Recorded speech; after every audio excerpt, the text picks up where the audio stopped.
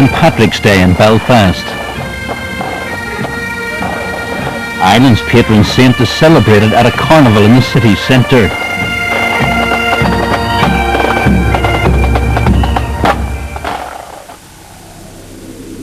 But as night draws in and the streets fall silent, a team of men are setting out on one of the most audacious raids in the history of Northern Ireland. The Special Branch are about to be publicly humiliated.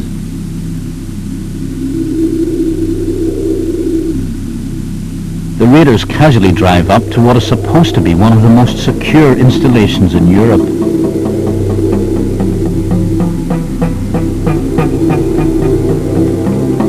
We're going to a green hut. The flash of ID cards is all it takes to breach security at Castlereagh police station. The intruders target the nerve centre of Special Branch's operations in Greater Belfast.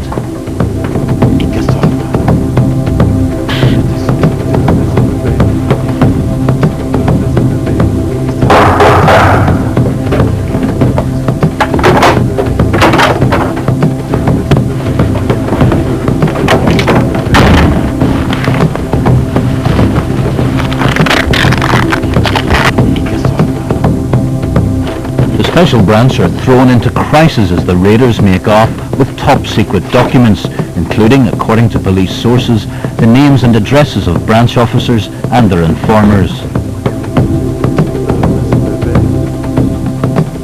The Castlereagh break-in has once again brought the role of Special Branch into sharp focus, and the debate on the future and reform of the branch will be given a dramatic new impetus in coming weeks when the Stevens inquiry reports into the controversial murder of Belfast solicitor Pat Finucane. Spotlight understands Stevens will recommend a loosening of Special Branch's grip within the newly formed police service of Northern Ireland.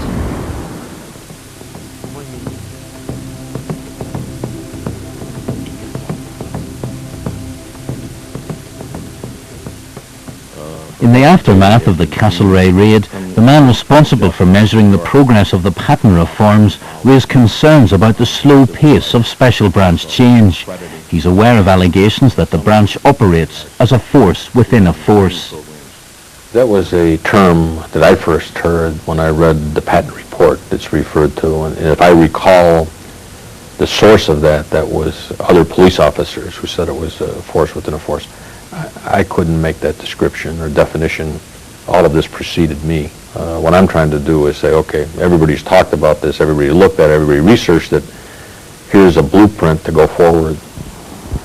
The initial reaction of Sir Ronnie Flanagan to the break-in gave a rare insight into the murky world of the intelligence agencies.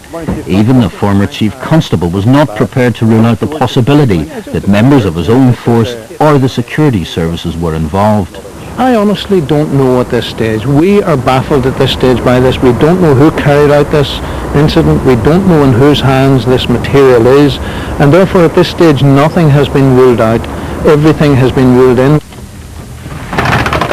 Ruled in then was the theory that the Special Branch themselves, the National Security Service known as MI5, or covert units of military intelligence, could have been involved. It was even suggested it was an attempt to subvert the Stevens inquiry, set up to examine alleged collusion between loyalists and the security forces.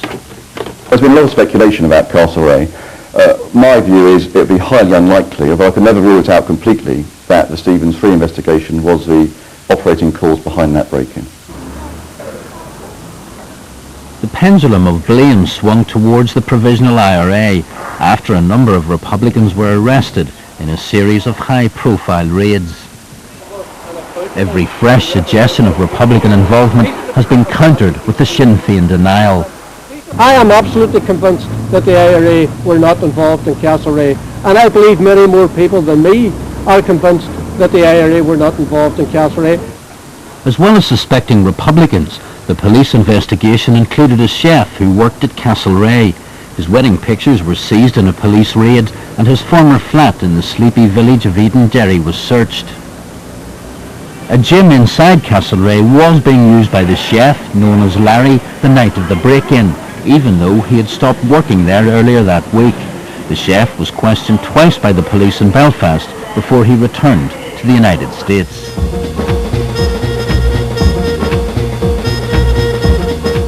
Spotlight went to New York to find out more about the mystery chef. The story emerging here is there's no suggestion of him having taken flight. Rather, the Castlereagh chef returned to America to follow a new career. I've known Larry since the day he came into this house. I guess he was about 8 years old. I know he worked in Ireland. He's a hard worker, and since he's been here, he goes to work every day in the city and comes back all kinds of crazy hours. This is the chef's family home in a quiet residential suburb of New York, where we spoke to his mother. She said, "My son is innocent. This is a terrible thing that is going on." Officers from the PSNI travelled to the US to speak to the chef for a third time. They questioned him at a cafe near this railway station. We met the chef's lawyer in this building. He declined to appear on camera, but strongly defended his client, saying he was innocent. No charges have been brought against him, and there is no suggestion of extradition proceedings. The chef did not want to be named out of fear for his family living back in Northern Ireland. Speaking out publicly for the first time, the chef told Spotlight, "I was not directly or indirectly involved in the Castlereagh break-in on March 17th. On the 18th and 19th, I voluntarily met with representatives of the PSNI for 3 hours, at which time I answered their questions fully. Some weeks before the break-in, I made plans to leave Northern Ireland and return home. My decision to leave Northern Ireland had absolutely nothing to do with the break-in. During interviews with PSNI, I advised detectives of my plans to return to the U.S., and I gave them a number where I could be reached. Shortly after I arrived in the U.S., I was approached by the FBI and asked if I would meet members of the PSNI, which I agreed to do. At that time, I reiterated that I had no involvement with or knowledge about the break-in at Castlereagh. we asked the PSNI to take part in this programme, but they declined. Irrespective of who was behind the Castlereagh break-in, the entire episode raises serious questions about the competence of Police Special Branch. I don't think Ian Fleming could have written a better script. To be perfectly honest with you, we all joke about it's as tight as Castlereagh. Well, quite frankly, it was as loose as York Street. There was no security there on that particular night for whatever reason. I think the Chief Constable at the time and the Acting Chief Constable subsequently admitted it's completely embarrassing. It can't be anything else but embarrassing.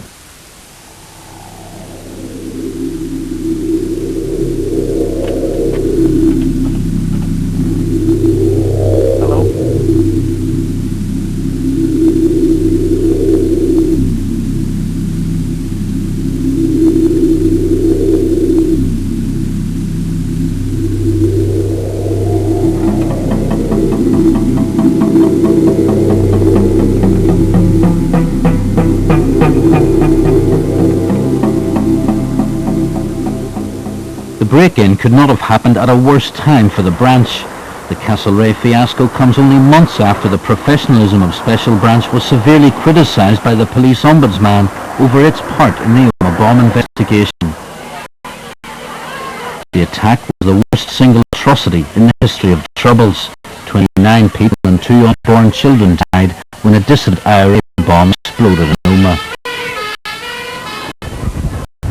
This is Agent Kevin Fulton.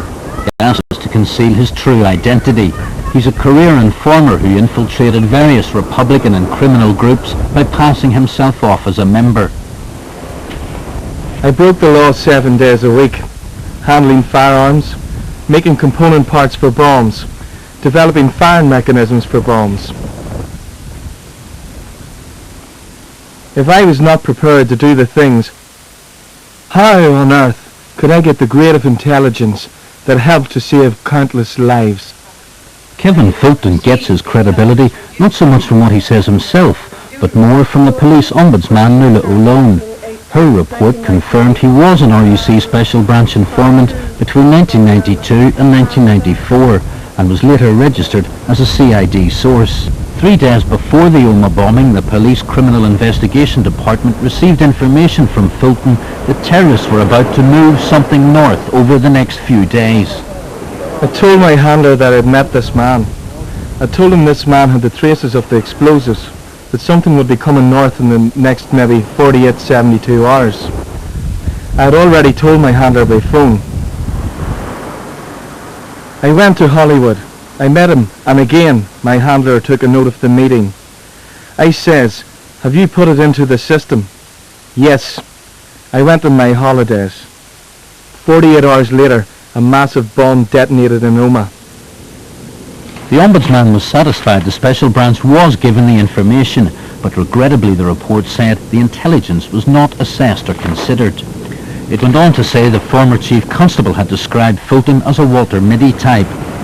As a row between the Ombudsman and Sir Ronnie Flanagan developed, the former Chief Constable went on the offensive and publicly questioned Fulton's reliability. I can tell you that this individual who had worked for our organisation and who had worked for a whole range of other organisations, in terms of access to terrorist organisations, in terms of his ability to provide reliable, subversive intelligence, is a person who had been written off by every agency with whom he had dealt. Not so, said the Ombudsman. At the time of the Omagh bomb, Fulton was graded as an A1 CID informant, and Special Branch had given his information a grading of B2. Both of these organisations were of course headed by the then Chief Constable. If I was such a Walter Mitty, why was I still working, and the police admitted paying me substantial sums and getting major arrests? There were other areas of the investigation where the Ombudsman felt the Special Branch had failed to make the best use of the information that had been gathered.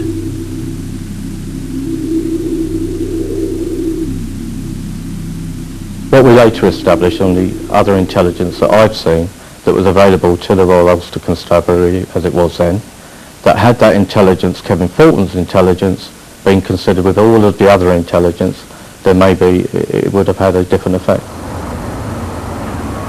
The issue of Special Branch has proved a major stumbling block for all shades of nationalist opinion.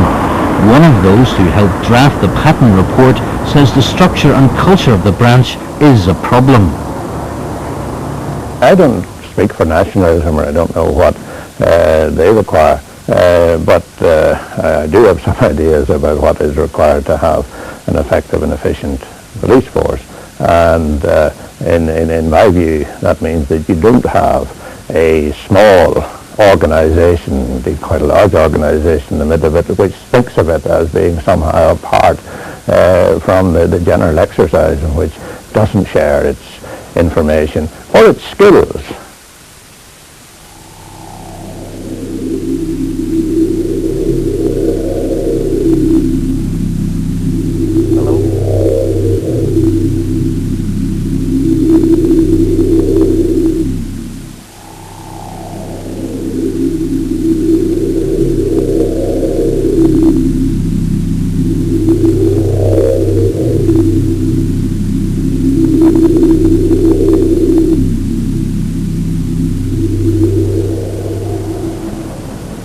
But the greatest concern about the role of the Special Branch comes from the case of the Belfast solicitor Pat Finucane, who was killed by loyalists at his home in February 1989.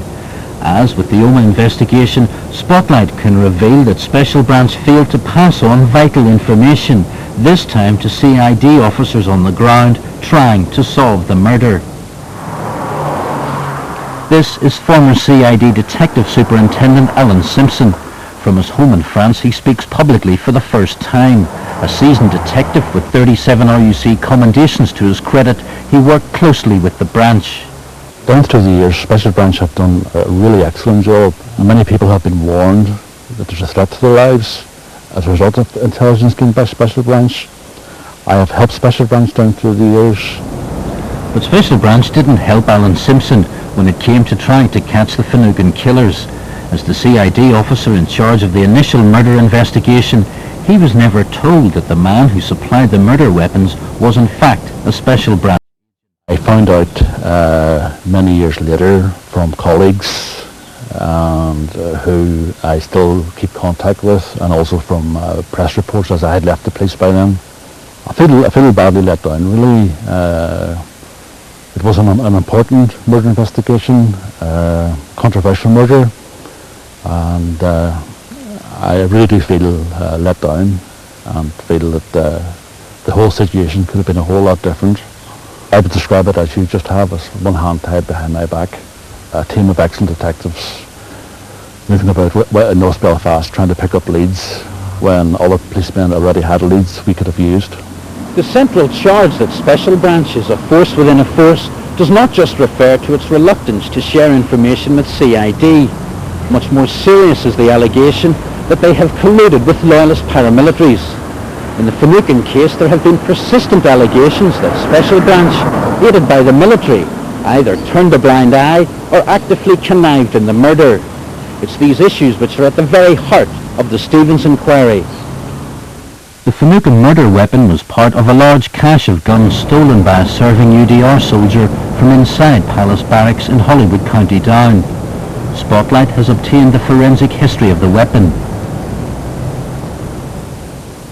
The pistol was recovered in the Shankill area 4 months after the murder.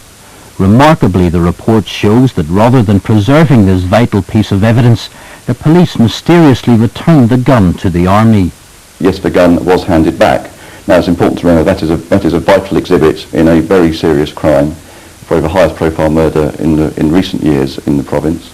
And clearly it shouldn't have gone back, and it would be a matter of comment in the report. There's absolute clarity around this. The responsibility for exhibits rests with the police service, and at that time it was the Royal Ulster Constabulary. So it was their fault? They were responsible for handing it back, yes.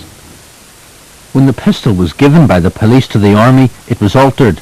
The slide and the barrel were replaced, and the weapon was eventually issued to a serving member of the Scots Guards in County Armagh. But was this a deliberate attempt to interfere with a vital piece of evidence?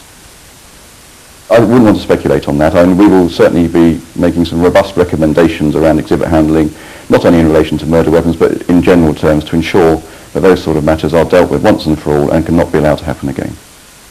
After an exhaustive search, the altered gun was eventually recovered by the Stevens team. The disappearing murder weapon is just one of a number of serious questions surrounding the Finucane murder. Another is the role of William Stobie, a Special Branch informer and UDA quartermaster who supplied the murder weapon to the gunmen. He said he told Special Branch 5 days before the killing that a murder was being planned, and that he had handed over guns to members of the UFF outside the Highfield Rangers Club. So what could the Special Branch have done with this information? They could have done all sorts of things. They could have bugged the weapons. That was a common practice known as jarking in the trade, where all sorts of detection devices can be put on the weapon to indicate to the authorities that it's being moved, and if it's being moved, therefore it's likely going to be used. Even if they couldn't, have physically someone in the Highfield Rangers Club or someone outside in a van with a camera or whatever, that may have been too dangerous. There were other ways in which they could have ensured that they knew precisely when these guns were on the move and therefore likely to be used. William Stobie was murdered by fellow loyalists last November. He was charged in connection with the Finucane murder as a result of Stevens, but before his death he showed Spotlight hundreds of court documents prepared for his trial. In a statement he made to police about the killing, he said, "I was a paid police informer from 1987 until 1990.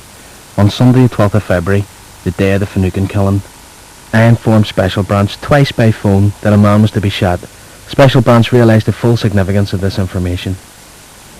Stobie claimed he did not know the identity of the target, but the fact that the Special Branch was told the guns had already been handed over for a murder at least raises the question, could the killers not have been arrested? Even if they were totally ignorant of the target and all these excuses are genuine, etc., they could have intercepted them on the way back from the Pat Finucane killing. But is it possible Stobie had indeed told Special Branch Pat Finucane was the intended target? Billy Stobie was charged in connection with the murder on the basis of a statement made by Northern Ireland Office press officer Neil Mulholland, ironically seen here organising a press conference at an earlier stage of the Stevens inquiry. For the first time we can show what's in that statement. It was based on an account of a conversation Neil Mulholland had with Billy Stobie. He said there had been a meeting about targets and Finucane's name had come up again and again. Recce reports were discussed about his house. He said the target was almost certainly Pat Finucane. He said that he was shitting himself because he was sure the SB or the DMSU would intercept and there would be blood on his hands. He couldn't believe it when he learned that Finucane was dead. He said they, the Special Branch, knew Finucane was away for his tea and did fuck all about it. It was clearly vital evidence and it was clearly of sufficient strength for the Director of Public Prosecutions to decide to prosecute. The statement of Mulholland was the case, and obviously, as you're aware, when he was deemed unfit to give evidence, the case collapsed. The case against Stobie collapsed because the DPP decided not to force Neil Mulholland into the witness box on health grounds. The cloud over the special branch in relation to the Finucane killing does not end with the Stobie affair. As serious is the allegation from a former police officer that the special branch deliberately tried to undermine a CID investigation into the murder. This is former Detective Constable Johnston Brown. On the 3rd of October 1991, Brown, along with a CID colleague and a special branch officer, met a source. According to Johnson Brown, during the meeting, which was being taped, the source admitted the Finucane killing. The other CID man who was there told Spotlight the source said, "Hypothetically speaking, I done it." He said the source then described the murder and referred to the victim dismissively as Fork Finucane, because he died holding a fork. This is detail which would have only been known to those who had an intimate knowledge of the murder scene. I entered the kitchen and there was Pat lying, obviously shot several times in the head and body. There was food in his mouth and there was a fork in one of his hands. When the Stevens team investigated and was given a tape supposedly of the 3rd, the date of the alleged confession, it transpired it had in fact been given a different tape without the confession on it. The tape was put forward as a tape from the 3rd, and it very quickly transpired it was a tape from another meeting on the 10th. It's as simple as that. It was discovered very quickly, and I currently don't want to comment on what inference one can draw from that because it's a matter for the report. So where is the tape of the 3rd? The tape of the 3rd has never been found. We have searched high and low. The Stevens investigation, that is, has searched high and low for it. The police service has searched high and low for it. It has not been found. Does it exist? Well, if it is, we haven't found it. Is somebody deliberately trying to prevent the Stevens inquiry from finding this tape? Well, again, I don't want to speculate on that. It's, again, a matter for the report. It will be commented on in some detail in that report. But the suggestion has to be that the special branch was trying to sabotage the Stevens inquiry. No, you can speculate on that. I'm not commenting on it. But is it a fair assumption? I don't want to comment on that. The UFF man who made the alleged confession has now fled the Glencairn area of Belfast, fearing the same fate as William Stobie. It's been reported that he's assisting the Stevens team. But why can't the man be prosecuted on the basis of 3 policemen having heard the confession? That evidence is inadmissible. Why? It's inadmissible because it was given without a caution. The Special Branch's entanglement in the Finucane affair isn't restricted to the running of its own agents. A secret unit of the Army known as the Force Research Unit, or FRU, also had an agent, Brian Nelson, intimately involved with the UFF. Nelson was convicted of conspiring to murder 5 people, but not in relation to the Finucane killing. Here it is the Police Special Branch who have the overall control of the intelligence collected by either its own officers, MI5, or covert Army units. On the mainland, for example, MI5 had primacy ever since the early 80s. Primacy here has rested with the then IEC, the now Police Service of Northern Ireland, and within that organisation, within Special Branch. The intelligence primacy enjoyed by the police means the Army ought to have given all Nelson's information to the Special Branch. The Stevens team has been examining an allegation that Nelson may have actually carried out a reconnaissance mission on the Finucane home days before the murder. This line of inquiry sent the Stevens team in an entirely different direction.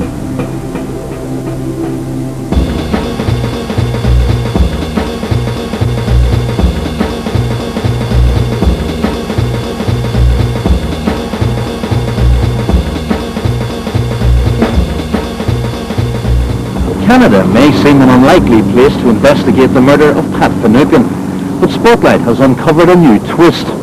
A witness whose evidence may be able to shed some light on the circumstances surrounding the killing now lives here. Although she's thousands of miles away from her native Belfast and emigrated some 10 years ago, she's frightened. But she has agreed to tell her story in public for the first time. Christine Traynor and her husband were neighbours of the Finukins at the time of his murder. Then, 3 years after immigrating to Canada, she thought a picture in a newspaper sent from home resembled a man who had called to her house just before the killing. Two men who didn't look like window cleaners. They asked if we needed our windows cleaned. They said we'd have to see around the back of the house, and I left them to it.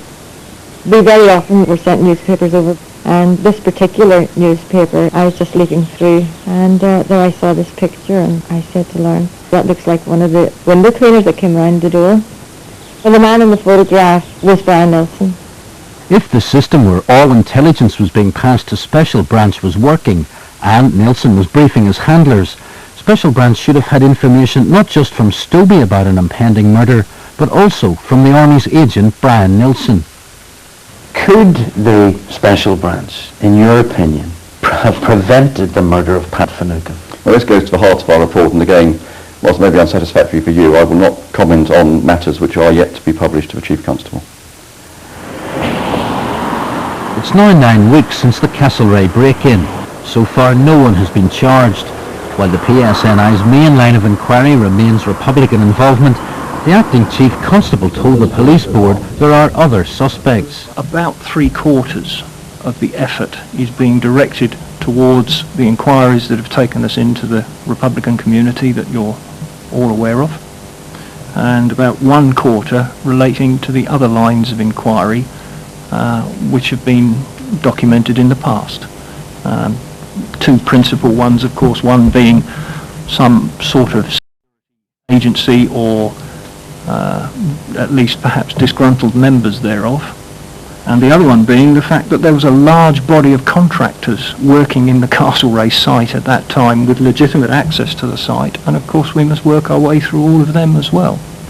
At least one member of the board believes the intelligence services remain the most likely suspects. The motivation, in my judgment, was either to bury information that might arise from the Stevens 3 ongoing inquiry into the murder of Pat Finucane and other people, or more likely, an attempt by the British military intelligence community to embarrass Special Branch in order to justify the relocation of intelligence gathering in the north. Well, anything is possible. We have asked for a large number of documents, for example, from the security forces over the last 2.5 years, and it may be that someone got worried and thought there may be something in Castlereagh that was of some value to them. My best professional guess, however, is that is highly, in fact extremely unlikely. What is likely, however, is that the recommendations put forward by the Stevens inquiry will be an attempt to limit the power of the branch and force it to share relevant intelligence with the CID. It's this constant theme of Special Branch failing to pass on information that has led the Oversight Commissioner to conclude the spirit of Patton's reforms are not being implemented.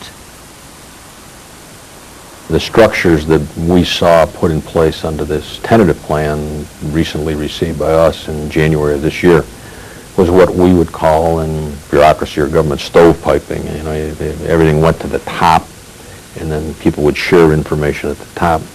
What was not there was the tactical sharing of information between a Special Branch Intelligence Unit and the normal criminal branch, criminal investigation division, and we saw that is not meeting Patton's intent. There have always been problems in handling intelligence. There have always been problems of primacy around who owns the intelligence. Is it the individual? Is it the organisation? Those are matters that are not peculiar to here. What is different here is the potential fallout if it goes wrong.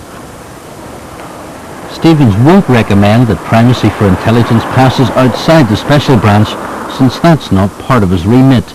What Spotlight understands the report will say is that Special Branch should be forced to fully share information, giving CID a much greater say. That's also the view of one of those whose evidence has been central to the Stevens inquiry, Alan Simpson. I'm pretty certain they're going to make the recommendation that the senior investigating officer will have a sight of all information, all evidence, and be in a position, as it should be, to piece it all together, to form conclusions, to direct the course of the inquiry, and hopefully to bring it to a successful conclusion. On no account should anything be held back from the senior investigating officer. It may not seem like a radical proposal for an inquiry set up to investigate one of the most controversial killings in the history of the Troubles, but Alan Simpson believes that had it been in place at the time of the Finucane murder, Special Branch would not have been able to conceal the existence of the Regent William Stobie, and the killers would have been brought to justice. Did you know about Stobie, and what difference would it have made had you have known? Had I known about Stobie, I could have set the murder investigation on a proper course from a very early stage, and the calibre of detectives I had working on the case, I'm pretty certain we could have brought the investigation to a successful conclusion, and we could have eventually brought people to court and had a conviction. But we lost the opportunity, we lost the advantage. Next month on BBC One, a major Panorama investigation reveals extensive new evidence of collusion between elements of the security forces and loyalist paramilitaries. Panorama also investigates the 12-year cover-up that continues to this day.